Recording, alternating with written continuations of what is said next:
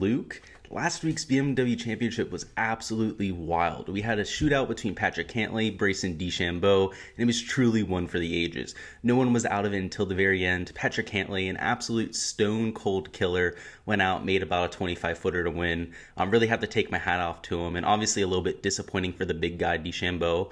But they had really soft conditions last week, and the world's best players absolutely took apart caves and made for a difficult golf course that ended up playing more like a municipal golf course. So on top of the entertainment factor, there were a ton of birdies out there. It also ended up being a very solid week for us in fantasy. We ended up having Cantlay as one of our sleeper picks. That's 2 weeks in a row now with Tony Finau and Patrick Cantlay. We've had a sleeper pick come through and actually win the golf tournament. And DeChambeau was one of my core plays for Draftkings as well. So had a very good week on that side of things. But Ding Dang 255 from the community had an even better week. He rode a sweet lineup all the way to a top 5 finish in the GPP, taking home over $33K in profit. So hats off to you, Ding Dang. That's awesome. I always love to hear about that from the community, someone going out there and winning something big. So let me know in the comments if you guys do it this week, and we'll look to build on that for yet another week.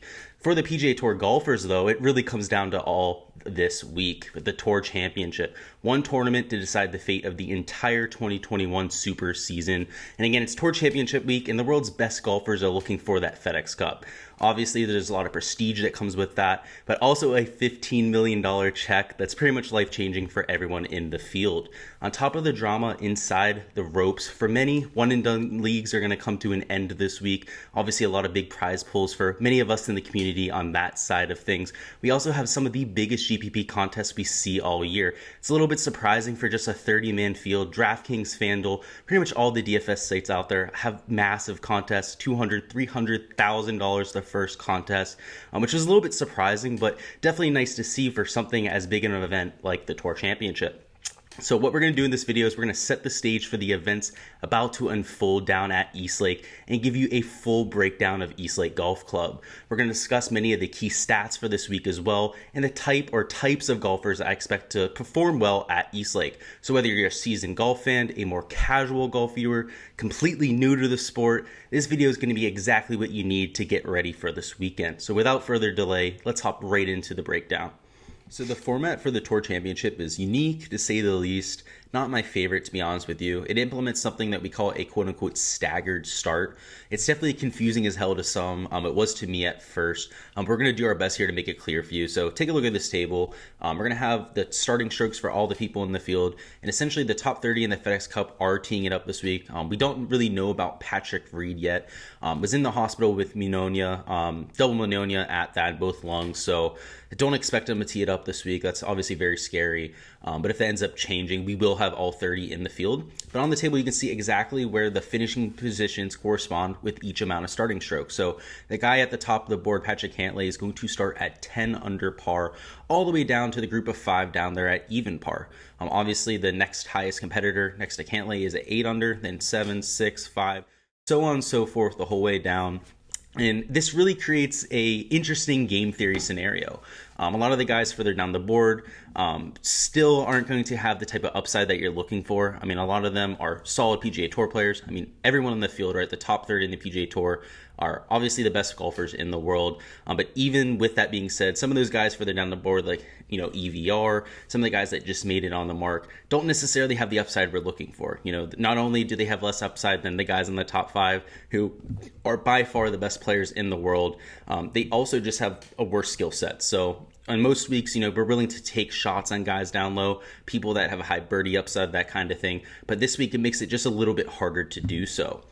So taking the table out, aside from these starting strokes, the tournament's going to resemble a typical no-cut event. All 30 players will have all 4 rounds to make a mark. And depending on what DFS site you use or sportsbook, there's going to be different ways that they handle the starting strokes. So in DFS, a majority of DFS sites are going to count for the starting strokes. They're going to be baked into the pricing. You're already going to start with guys that are in first place. So if you try to stack some of the highest position players, you could be winning a GPP before a golf shot has already been hit. On the other hand, though, there are plenty of sports books that are offering bets, outright bets especially, for just the best raw score. Last year, that's where I typically did my outright betting. I bet on Xander last year to win outright without the starting strokes, so ended up pulling that one through last year. But there's a lot of edges to be had in that area. A lot of people are going to be blinded by the starting strokes. A lot of that has to do with their FedEx Cup ranking. But if we take a look at how they grade statistically, their shots gained metrics over the last 6-7 events, like we always do here on the channel, a lot of edges to be had, especially on that raw score format. So make sure you're keeping that in mind. There's a huge difference between including those starting strokes and not. Patrick Cantlay is going to be somewhere in the range of like 3 to 4 to 1 to win this golf tournament just because he has those starting strokes. So again, make sure you're keeping that in mind. Something that we also want to take a look at is the Ryder Cup as well. So this is the last week before Steve Stricker will make his captain's picks. The top 6 have already automatically qualified after last week's BMW. There's a lot to play for this week. If Patrick Reed's able to tee it up, able to show even a semblance of form, he will be a lock for the Ryder Cup. But again, if he sits and we don't see him until the Ryder Cup, it's very likely that he doesn't make that team. So we have that going on with Patrick Reed. We also have a few other bubble boys as well. If Harris English goes out, impresses for just another week, there's no way he doesn't make that team.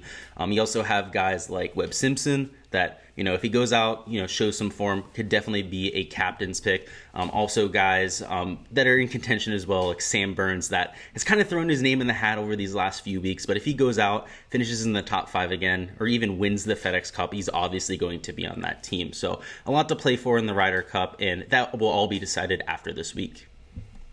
Now for our course breakdown. So much like last week's Scoring Fest, the conditions here at East Lake are going to be much softer than what we're used to seeing. So Hurricane Ida's heading through the area right now. It's obviously not on a direct hit towards Georgia, but rain bands from the storm are absolutely going to hit the area. So I'm expecting a lot of moisture to be in Atlanta, obviously hit East Lake Golf Club as well. So we're going to have to keep tabs on exactly how much rain falls in Atlanta. There'll be ways for us to check that. So on the Wednesday live stream where I go over my player poll, we're going to definitely discuss the weather, some of the reports from the ground, all that kind of stuff. But then we'll be able to decide how soft it's going to be. But we know it's going to be soft in general. From a historical angle, we've been to East Lake for over 15 years now. We have a ton of shot link data to go off of as well. So we're going to be able to use our data-based approach as always to conduct our analysis. So again, East Lake Golf Club, it's a par 70, a Tom Bendelow design. It's a long par 70 though. It's 7,346 yards. And that length is only exacerbated by tight fairways and more penal than average rough as well. Over the last 15 years, we've seen this length present itself with our correlation models. East Lake Golf Club ranks as the number 18th course off the tee out of 56 on tour in terms of its importance. That's when I run my correlation models. Essentially, we take a look at a player's shots gained profile, what they're good at, what they're bad at, and they correlate that with their finishing position. So we're able to get a profile of what golfers tend to excel, what golfers tend to struggle at certain golf courses. And here at East Lake, we definitely see off the tee play as a correlation. So East Lake Golf Club, again, a lot of it has to do with that length. We also feature Zoysia fairways. So there's a lot of bonus for hitting these fairways. Zoysia is notorious for providing great lies. The problem is it's not Zoysia everywhere else. In the rough, it's Bermuda grass. We have Bermuda grass greens as well. So unless you're in the fairways, you're not going to get that benefit of the Zoysia. So again, length is always a factor on the PGA Tour, especially at a long golf course like East Lake, and especially when we get Zoysia fairways that are so much a premium at a golf course like this. Hey guys, I just wanted to mention my Patreon page for fantasy golf. If you're looking for access to my analytical and statistical driven approach to golf, make sure to become a member of my Patreon. There you can get access to projections, my custom modeling, ownership numbers, and more for every player in this week's field. The best part is it's just $1 for the month. So obviously the super season is coming to an end, but in just over 3 weeks, we kick off the next season for the PGA Tour, and we're going to have content for every golf tournament over that season and every single player in those fields. And on top of my DFS projections, we also cover the betting side of things as well. You also get access to my Discord server where you can interact with me and the whole GS community. We're always talking golf in there. We're diving into specific plays, players.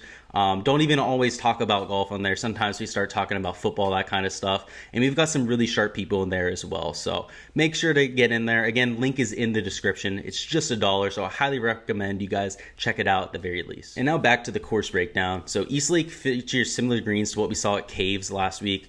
They're not the smallest greens on tour, measuring just over 6,000 square foot on average, but they have a ton of undulation, which adds complexity to both your approach play and your putting. Like I mentioned before, we do have the Bermuda rough and greens. Bermuda rough just sucks. I would know that playing in Florida. Bermuda grass is by far the most dominant grass down here, and it's by far the hardest grass to read lies out of. It doesn't even have to be very long to create that complexity. You get a lot of jumpers, you get a lot of shots that just fat out of the rough as well.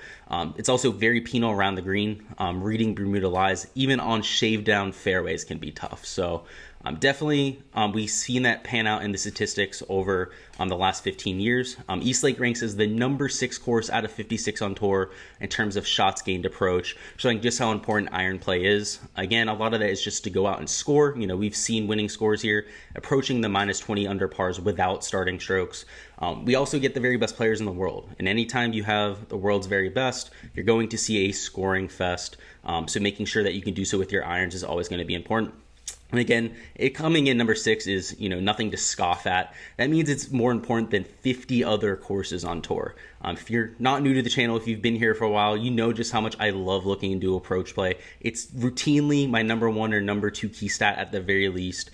So for Eastlake to come in number 6, it's going to be heavily, heavily emphasized in my modeling this week. And also, now that we expect some soft conditions, again with Hurricane Ida bringing in some moisture, this is going to be even more so the case. Your drives are going to be plugging, you're not going to get much run out, adding even more length to this golf course. We're also going to see your iron shots dart into these greens. We saw this at Caves last week, that guys that had great precision with their irons had complete control over how far they can fly their irons for the guys that went out and scored. Rory McIlroy is notorious for this. He's not as good at reading when a ball will bounce and that kind of stuff. He's not great at controlling his spin, but if you have to get Rory McIlroy to go out and fly a ball exactly 123.5 yards, he can do that. So if it's going to be super soft, I'm going to love guys like Rory McIlroy that love playing the ball through the air. Some of the guys that get a little bit of a knock at a week like this are guys that like playing bump and runs. Guys that are really good around the green, like Patrick Reed, that have a lot of that creativity. They're not necessarily going to be able to use that this week.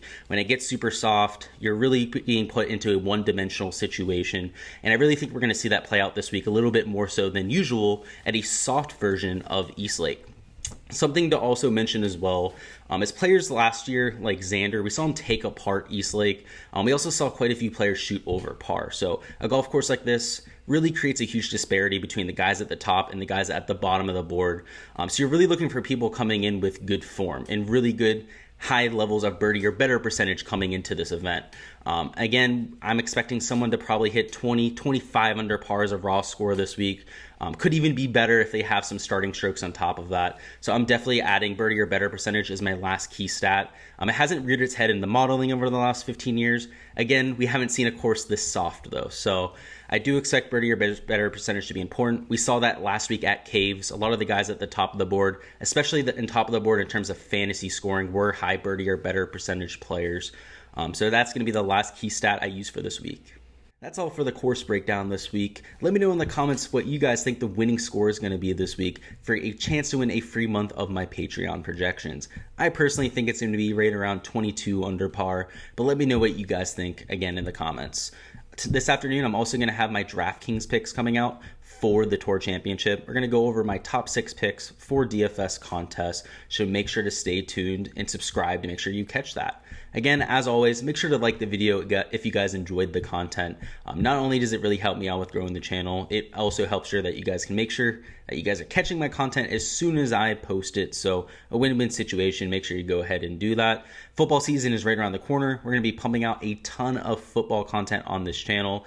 Believe it or not, fantasy football was the first fantasy sport I ended up playing, the first tier realm I started even using analytics and started using my math prowess in as a child. So really looking forward to sharing some of my modeling with football with you guys, some of my thought process as well. It's also been by far my most profitable sport. I've won my fantasy league my last 4 years.